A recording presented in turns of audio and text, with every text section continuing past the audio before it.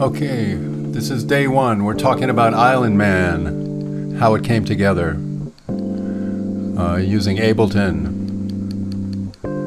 I hear that I have Fender Rhodes, and here comes the heart of the piece. This is the sound of the two alto flutes together. It really creates the atmosphere and the sound that sparks my imagination and allows me to pair loops and samples with it, at least to get a start on a piece for day one. We have a bunch of percussion instruments that I picked out, which I like. I like the sounds, but all of it got replaced by live percussion later. I put together parts that I like, and Satoshi Takeishi came in and played them kind of his own way, which is the way I like anyway. I have this vibesy sound with a heavy tremolo on it, and these guitar samples that are, I think, kind of pretty and light and add some forward motion to the piece and also go well with the alto flutes. And a rain sample that I used. Later I moved that to the intro.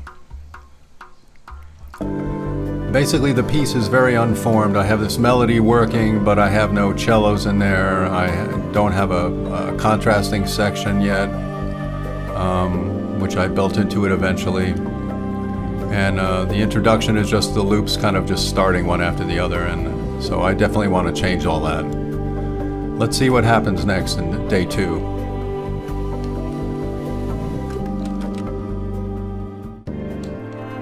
Okay, this is later in the week. We're calling it day two.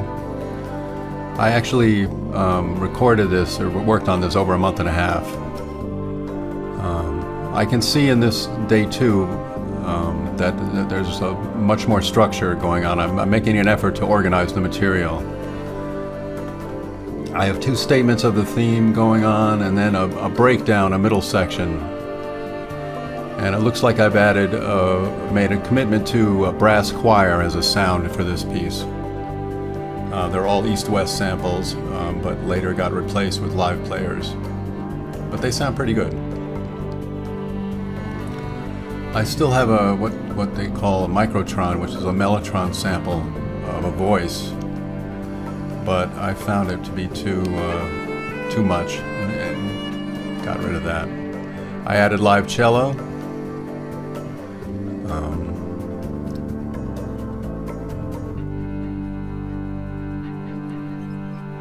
This is the middle breakdown section, and I have kind of these power chords in the cello. Dum dum dum dum. And eventually Dave Weiss soloed over this and made it really exciting, and I built it up, creating a big aggressive section for the middle and echoed it in a coda. There are the power chords. And I created some other kind of percussion instruments using the cello, kind of aggressively bowing, like they're percussion instruments. Okay, that's it for day two. Some form, a few live instruments, mostly still samples so far, and let's see what happens.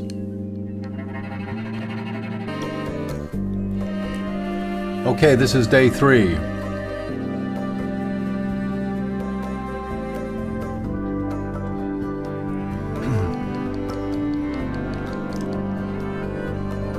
I can hear that the arrangement is tightened up quite a bit.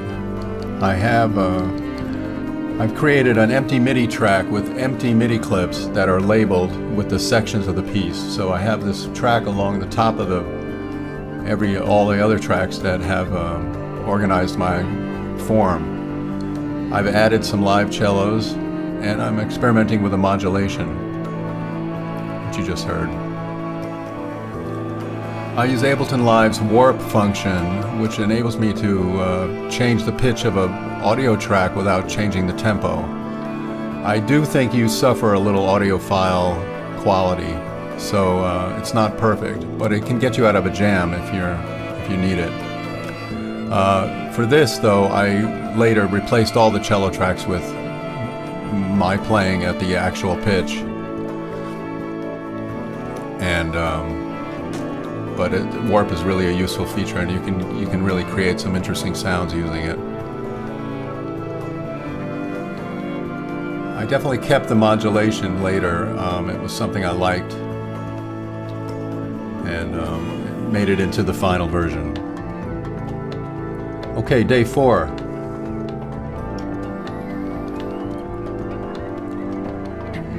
Sounds to me like we have some live instruments here.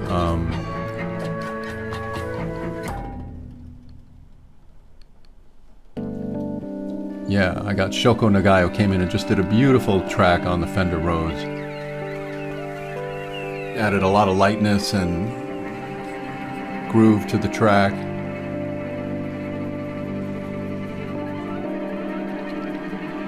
Just really pretty playing. And it holds down the harmonic center of the track going into this modulation. And I hear live percussion too. Satoshi Takeishi came in during the week and added about 5 tracks of percussion. Yeah, there it is. A couple of different drums, like a frame drum, two or three hand drums, a triangle part.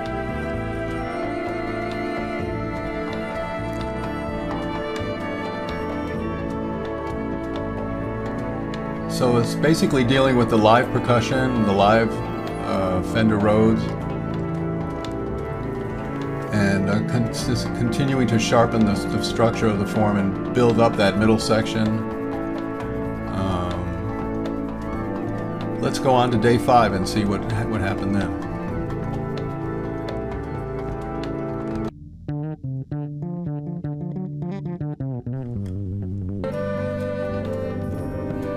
First thing I hear out of this is Stomo Takeishi playing electric bass, and he adds a lot to the track.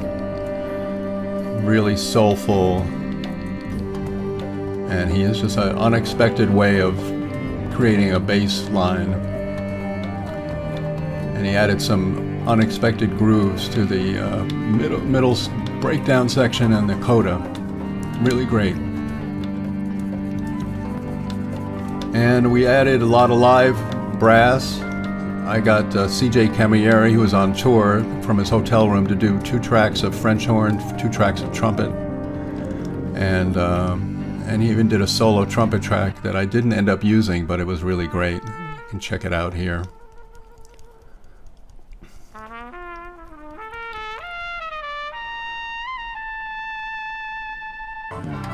Guy can really play.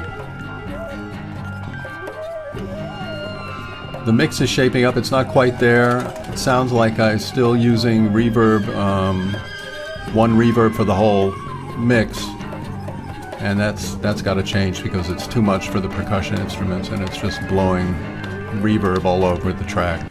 Let's check out the final mix day. Yeah, we're checking out the mix on the final day, and that definitely sounds better.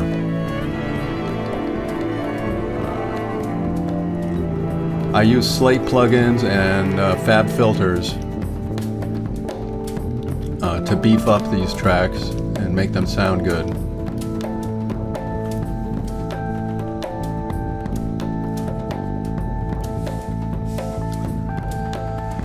I also, in the last minute, created using samples of the brass section live. I chopped and sliced that up and created a little instrument to add a little humor, a little edge to the track. It's a cute little thing. And one of the last things I did was to mix this canon that's going on in the brass, kind of canonic parts that are kind of fading out on the ending, which I thought was a cool idea.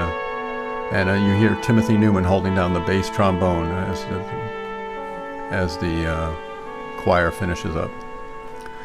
So that's Island Man, kind of a look behind the scenes at pivotal days during the process. I think I worked on it for about a month and a half on and off, then came back after a month away and finished up the mix. But that's a snapshot of it. Hope you enjoyed it. Talk soon. Next month, another new track will be up. Check it out. Bye.